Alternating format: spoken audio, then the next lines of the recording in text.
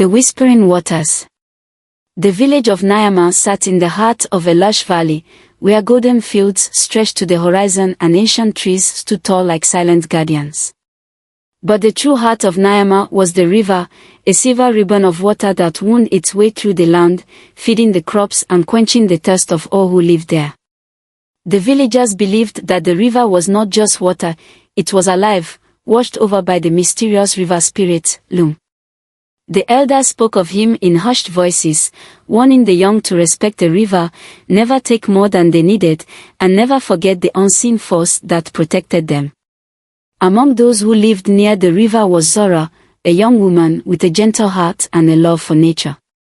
She had lived in Nyama her whole life, in a small hut with her aging grandmother.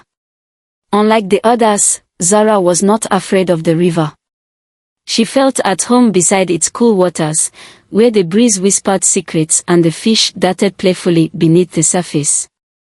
Every morning, Zara walked to the river to fetch water, her bare feet leaving soft imprints in the damp earth. She would pause to admire the way the sun turned the rippling water into liquid gold, or how the birds sang as if greeting her. But one evening, as the sky burned orange and pink with the setting sun, something changed. As Zara bent to fill her clay jar, a sound drifted across the water. A voice. Zara. She froze, heart pounding. The voice was soft, like the rustling of leaves, yet clear as a bell. She turned sharply, scanning the riverbank. No one was there. The village was too far away for anyone to have spoken. The trees stood still, and the river flowed as it always did. Zara swallowed hard, her hands trembling as she lifted the heavy jar. Had she imagined it? That night, she lay awake in her hut, listening to the distant murmur of the river. The voice had felt real. But what did it mean? Strange signs. Over the next few days, Zara could not shake the feeling that something was watching her. Every time she stepped near the river, the air grew warmer, as if a presence had surrounded her. Flowers bloomed unexpectedly in her footsteps, opening their bright petals as if reaching for her touch. The village children whispered that the birds followed her wherever she went. Even the animals behaved strangely. Goats and cattle wandered closer, their big eyes watching her as if they, too, sensed something. And then, the voice came again. Zara. This time, she did not run.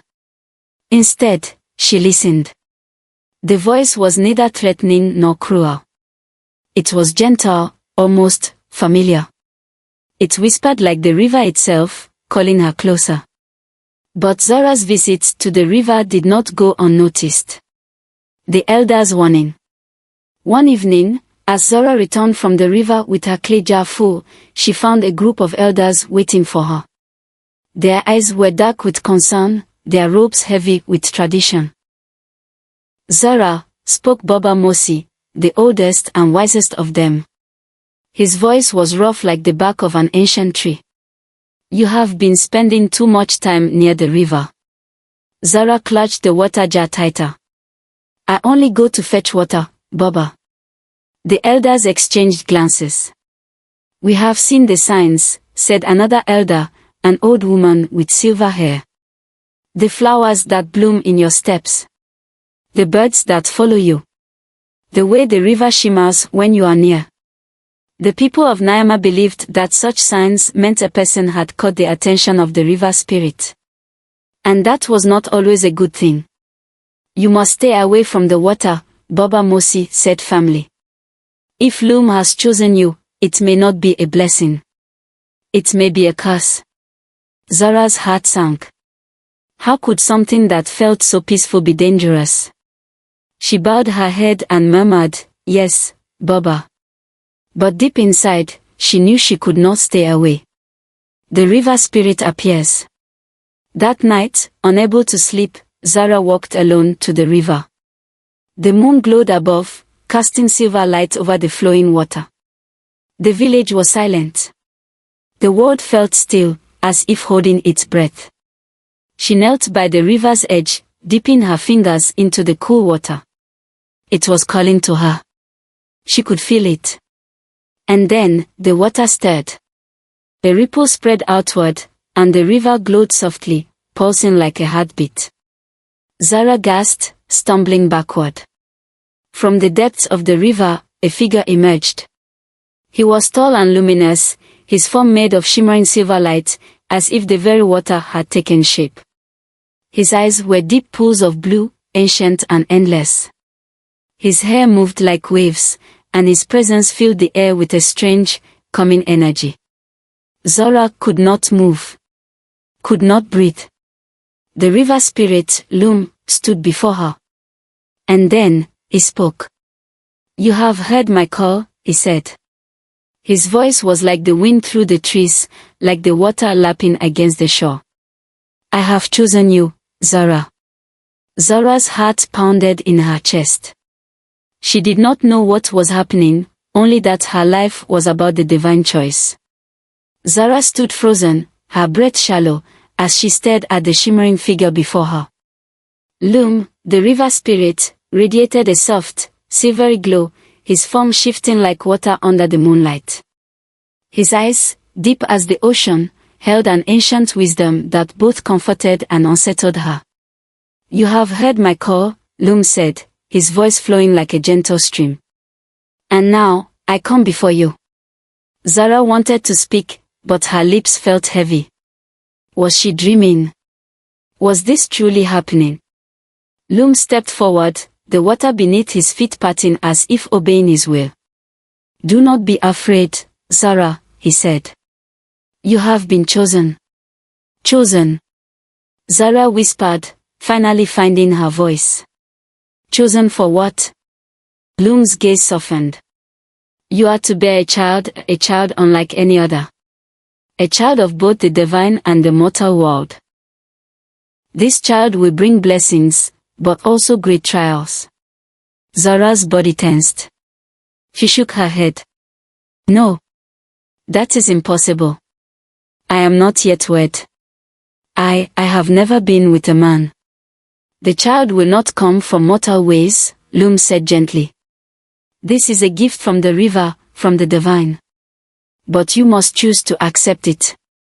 Zara's mind swirled with confusion and fear. A child. A divine child. She thought of the villagers, of Baba Mosi's warnings. What would they say? How could she explain something like this? Lume continued, his voice like the wind rustling through the trees. "This child will carry a great destiny. They will heal, they will guide, they will bring balance where there is none. But their journey will not be easy. The world fears what it does not understand." Zara staggered back, gripping her arms as cold dread filled her chest. She had always loved the river, had always felt its pull, but this was too much. "What if I refuse?" she asked, her voice barely above a whisper. Lume's gaze darkened, but not with anger. With sorrow. "Then the balance will remain broken. The village will suffer. The river will withhold its blessings." Tears welled in Zara's eyes. Why her? She was just a simple village girl. Why had she been chosen? Lume extended his hand toward her. "The choice is yours, Zara. I will not force this upon you." Zara stared at his outstretched hand, heart pounding. Then, in a sudden wave of panic, she turned and ran. The burden of truth. Zara did not stop running until she reached the village. Her legs burned, her breath came in ragged gasps, but she did not slow down. She had to tell someone. She burst into the hut of Baba Mosi, the village elder, nearly collapsing to the floor. Baba Mosi, startled, rose from his wooden stool, his wrinkled hands gripping his staff. "Zara. Child, what is wrong?" Tears streamed down her face. "Baba, I saw him. I saw Lume." The elder's eyes widened. "What did you say?" She took a shuddering breath, trying to form the words. "He spoke to me. He said I have been chosen. He wants me to bear a sacred child." Silence filled the hut. The flickering light from the oil lamp cast deep shadows across Baba Mosi's face. Then, slowly, he sank back into his seat, his expression troubled. "A child of the river," he murmured. Zara gripped her own arms, her voice shaking. "Baba, what does this mean? Is this a curse?" The old man sighed heavily, rubbing his temples. "It is not a curse, but nor is it an easy blessing." Zara's breath caught. "You believe me?" Baba Mosi nodded. "There have been whispers, ancient stories. The river spirit chooses only once in many generations. The child of such a union is said to be blessed beyond measure, but also feared. For mortals do not accept what they do not understand." Zara's stomach twisted. "What do I do?" Baba Mosi studied her carefully. "Only you can decide. But if the spirit has chosen you, there is no turning back." The whispering begins. Days passed. Zara tried to push away the memory of that night, but the feeling never left her. And then, the signs came. Her body changed. Her stomach, once flat, began to round, though she had never been with any man. Her skin glowed with an unnatural warmth, and her dreams were filled with the sound of water and whispers. Soon, the village began to notice. At first, it was just glances, long, searching looks from the women who carried water from the river. Then came the whispers. "Have you seen Zara? She is with child, yet she has no husband. It is unnatural. She has angered the gods." The rumor spread like wildfire. People began to avoid her. Even her closest friends stepped away when she entered the village square.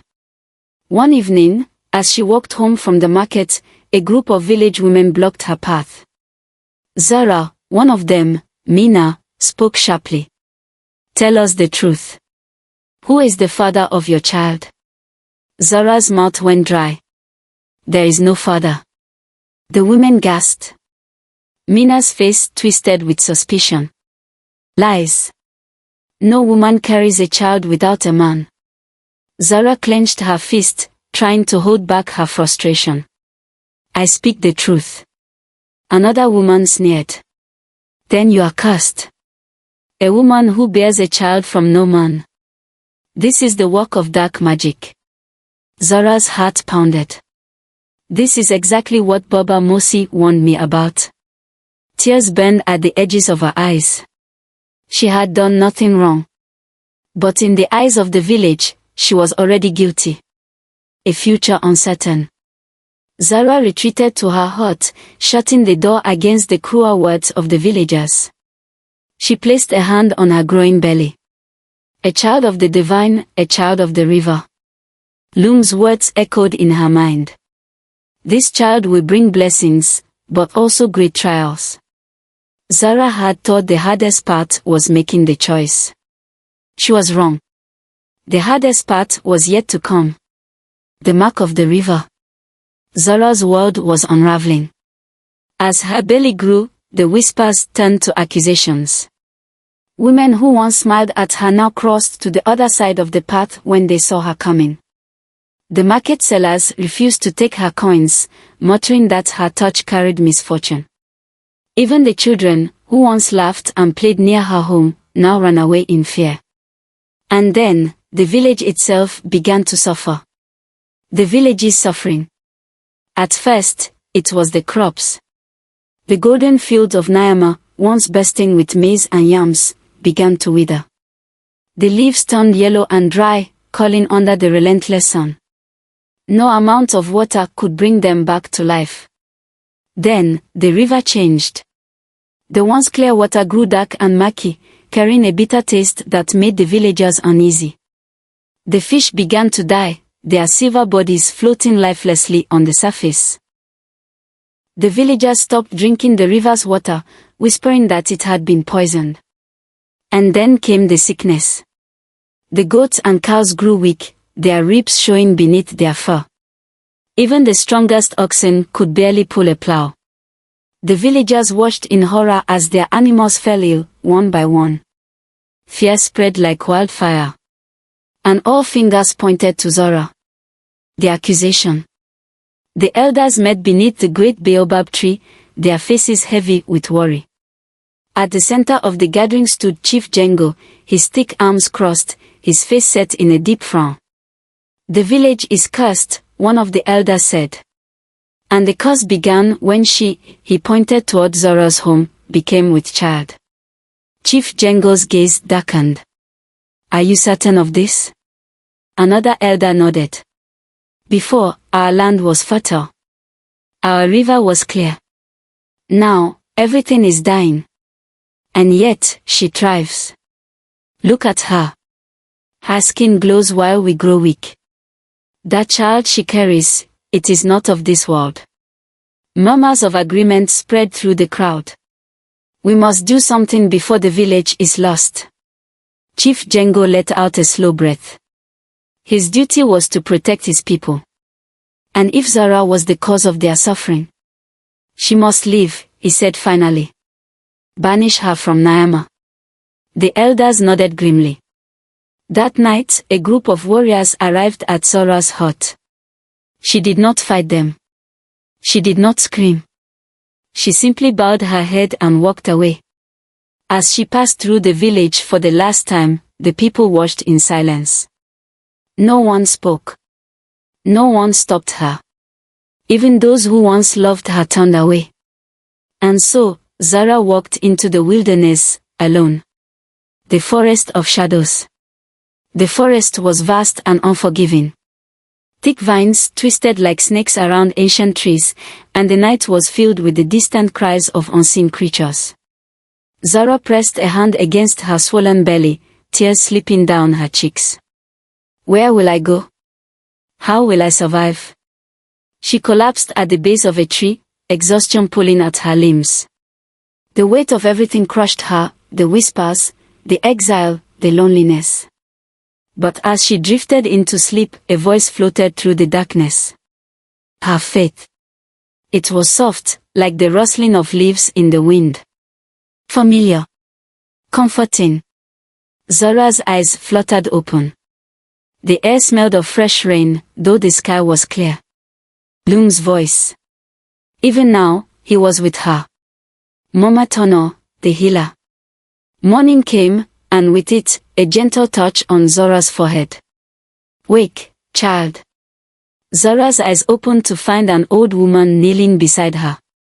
Her hair was gray, woven into thick braids, and her eyes held the wisdom of many years.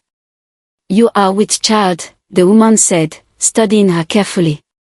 Zara nodded weakly. Who are you? The woman smiled. I am Mama Tano. And you, child, are not as lost as you think. Mama Tano lived deep in the forest, in a hut surrounded by herbs and flowering plants. She was a healer, a woman of great knowledge, known by few and feared by many. For days, she cared for Zara, feeding her warm broths and tending to her tired body. And when Zara was strong enough, Mama Tano sat beside her and spoke of old prophecies. There have been others before you, she said. Women chosen by the divine. But none have carried what you now carry, a child of both this world and the next. Zara frowned. How do you know this? Mama Tano's gaze was steady. The river told me. Zara's breath caught. The village does not understand, the old woman continued. But your child is not a curse. She is the key. Zara shook her head. But the village will learn, Mama Tano said. But not yet. You must be strong, for the trials are not over. You must live long enough to bring your child into the world. Zara placed a protective hand on her belly. For the first time in weeks, hope stirred inside her. Maybe, just maybe, she could survive this. Maybe her child was meant for something greater.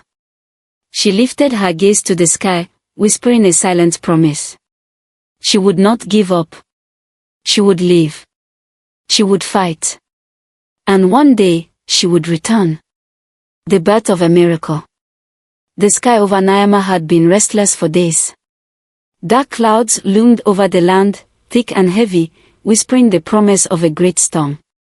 In the heart of the forest, far from the village that had once been her home, Zara lay in pain, gripping the rough earth beneath her as waves of agony rippled through her body. Mama Tano knelt beside her, her old hands steady and firm.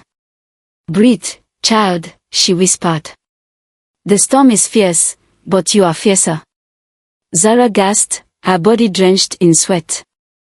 The baby was coming. Above them, the first clap of thunder shook the sky.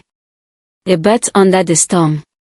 The heavens roared as the rain began to fall, heavy and cold, drenching the earth in moments. Zara screamed as another wave of pain ripped through her, her body trembling with exhaustion. The wind howled through the trees, bending them like blades of grass. Then, lightning struck the river. A brilliant flash of white exploded in the distance, and for a brief moment, the whole forest was illuminated. Mama Tano's eyes widened. "The spirits are watching," she murmured. Zara could barely hear her over the roaring wind. She could feel it now, the power surging through her, through the earth, through the storm. This was no ordinary birth. And then, a cry. A soft, clear wail cut through the chaos, ringing out like the first song of dawn. The moment the child's voice filled the air, the storm ceased. The wind stopped. The rain stilled. The earth grew silent. Zara gasped, lifting her head, her breath shaky. The world had paused as if holding its breath. Mama Tano held the newborn child in her arms, wrapping her in a soft cloth. "Zara," she whispered, "look at your daughter."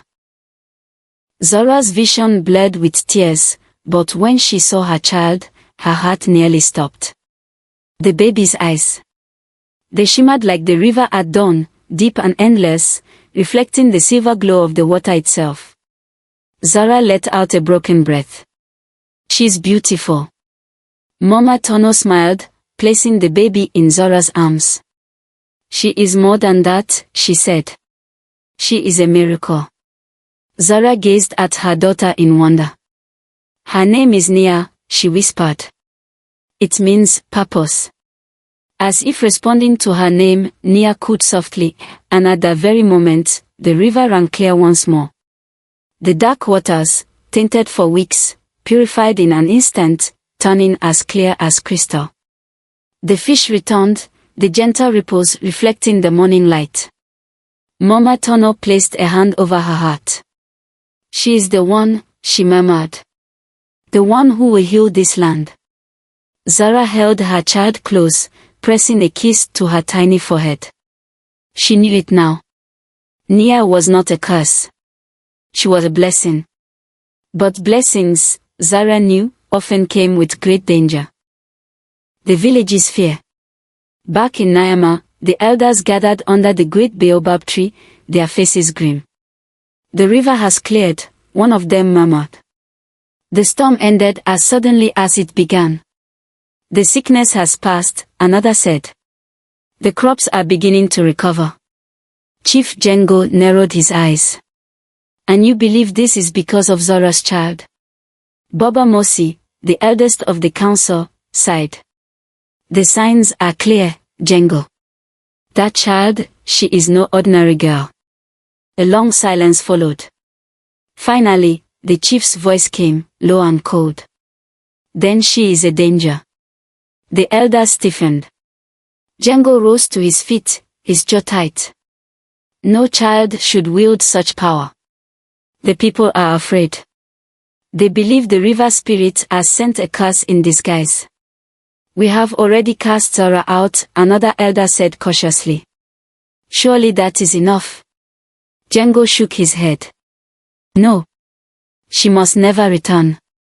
If that child steps foot in Nyama, she will bring ruin upon us." Baba Mosi's face darkened. "Django, be careful. The river gives and the river takes. Do not act in fear." But the chief would not listen. "We will send warriors," Django declared.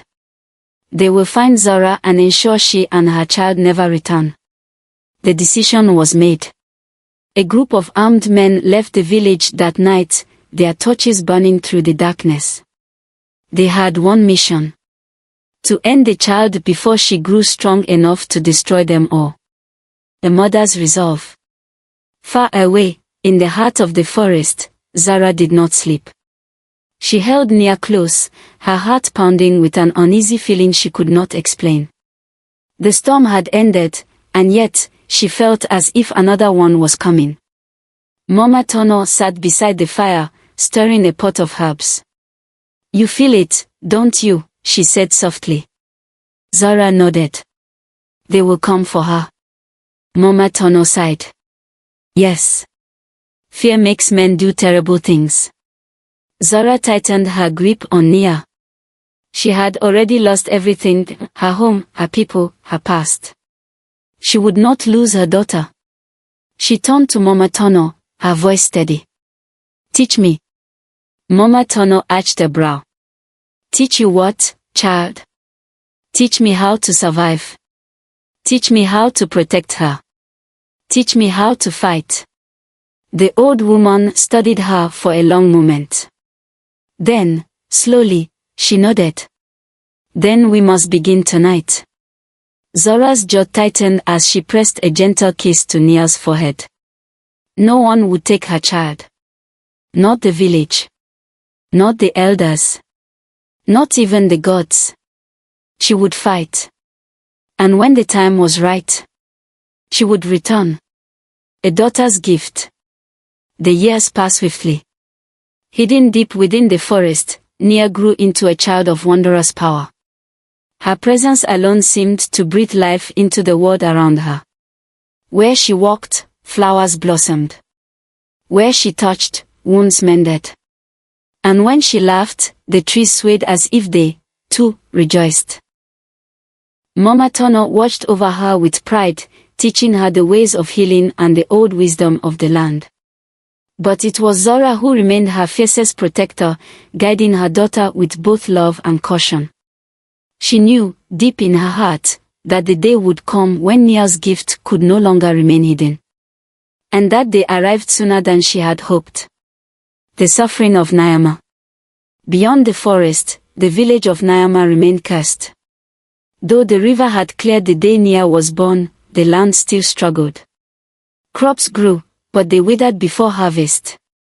Livestock survived, but they remained weak and sickly. The people, once strong and proud, now lived in constant fear that the gods had turned against them. And then, Prince Kiano fell ill.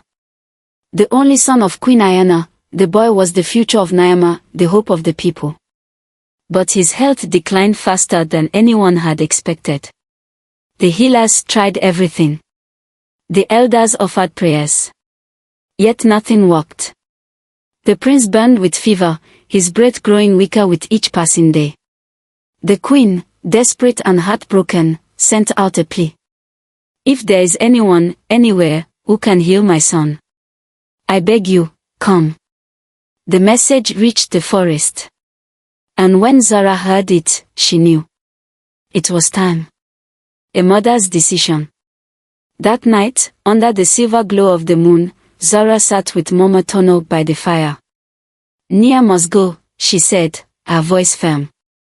Mama Tano stirred her tea slowly, watching Zara with wise, knowing eyes. "You understand the risk?" Zara nodded. "If she saves the prince, they may finally see her for what she truly is, a gift, not a curse." Mama Tano sighed. "And if they do not?" Zara's heart clenched, but she did not waver. "Then I will protect her. As I always have." A soft voice broke the silence. "I want to help." Zara turned. Nia stood at the edge of the firelight, her glowing eyes filled with quiet determination.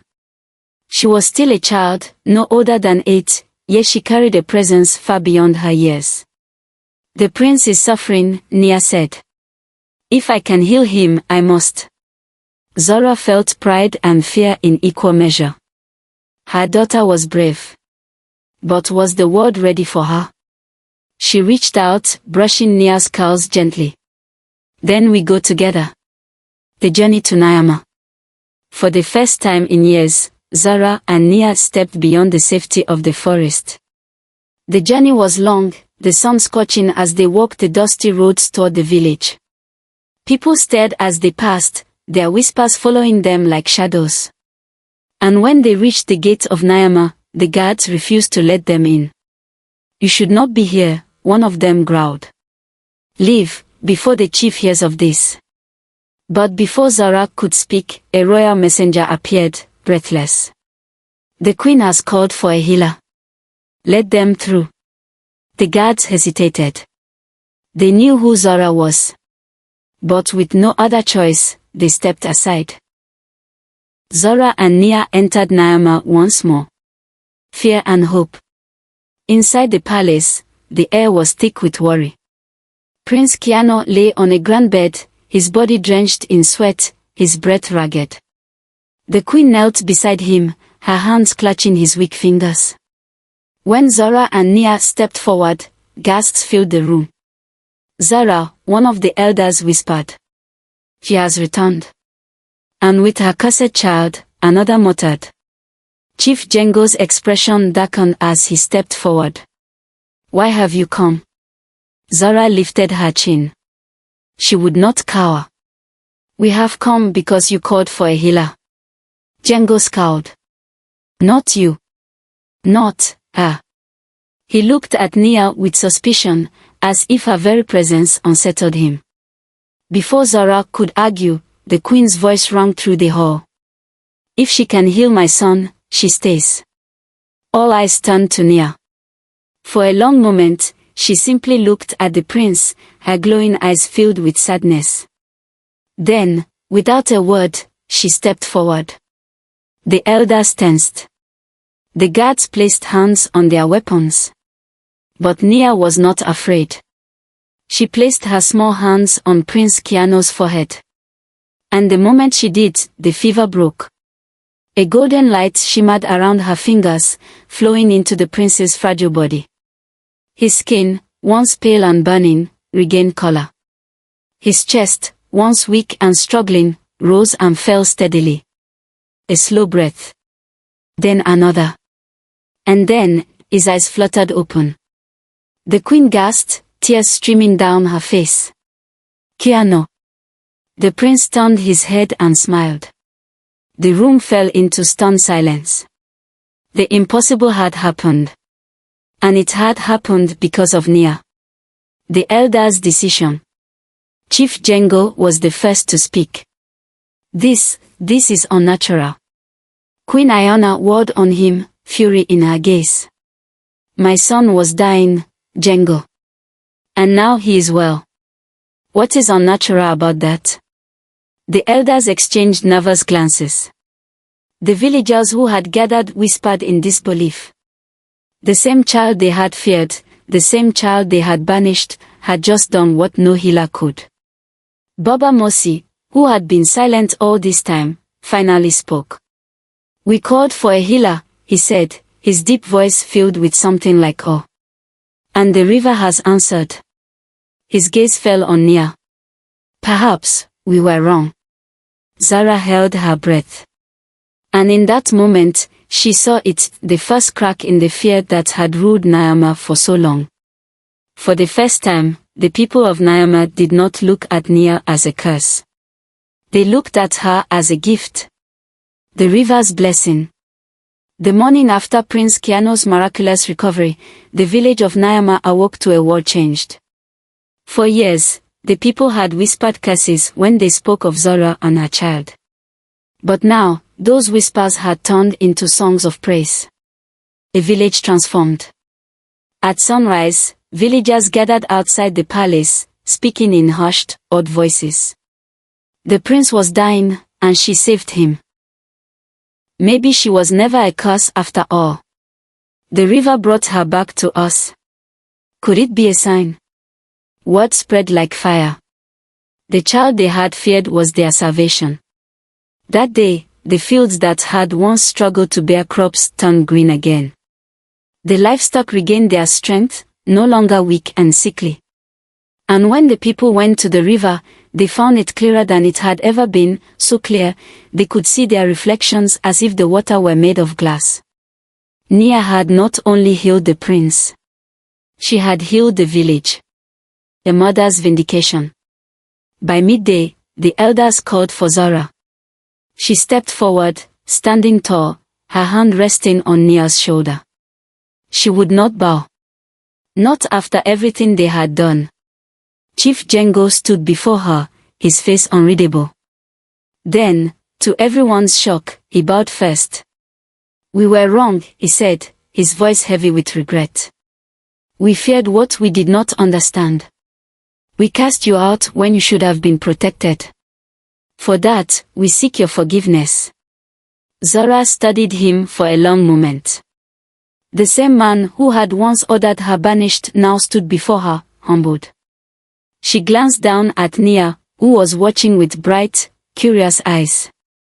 Slowly, Zara nodded. "I do not forget pain," she said. "But I will not hold on to it either." Baba Mosi smiled, stepping forward.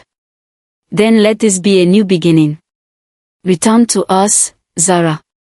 Return home." A murmur of agreement spread through the crowd. Then a loud cheer.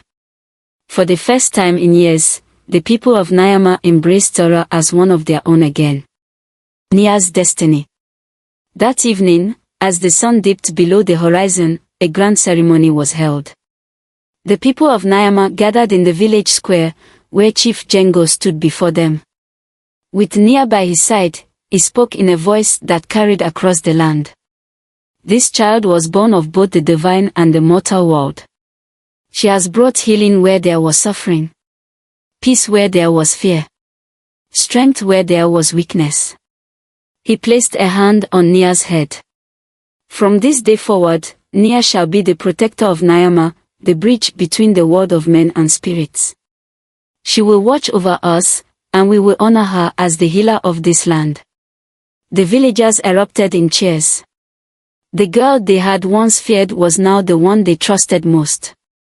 And as the people rejoiced, Zara felt something she had not felt in a long time. Peace. The offering to the river.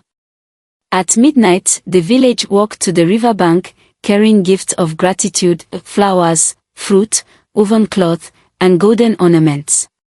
One by one, they placed their offerings at the water's edge, whispering prayers of thanks. Zara stood at the front, watching as the moon cast its silver glow upon the river. And then, the water stirred. A soft ripple spread outward, and from the depth of the river, a figure emerged. Lume. He rose from the water, his form glowing softly in the night. His deep, endless eyes met Zara's, and for the first time, she felt no fear. "You were always worthy," he said, his voice like the wind through the trees. Zara's throat tightened. Once, she had doubted. Once, she had feared. But now, standing before him, with Nia at her side and her people behind her, she finally understood. Tears filled her eyes, but she smiled. And just like that, Lume vanished, his form dissolving back into the river. The water shimmered, then stilled. And Zara knew. She and her daughter had fulfilled their destiny. The legend of Nia. Years passed. Nia grew into a wise and powerful healer, her gift only growing stronger with time. She tended to the sick, blessed the fields, and ensured the balance between the river and the village remained strong. She was the bridge between two worlds. And Zara. She lived in peace, watching her daughter become the legend she was always meant to be. The people of Nyama never forgot the child who had once been feared, for she had become their greatest blessing. And so, the story of Zara and Nia became a tale told for generations. A story of fear turned to faith. A story of love, sacrifice, and destiny. A story of the river's blessing. The end.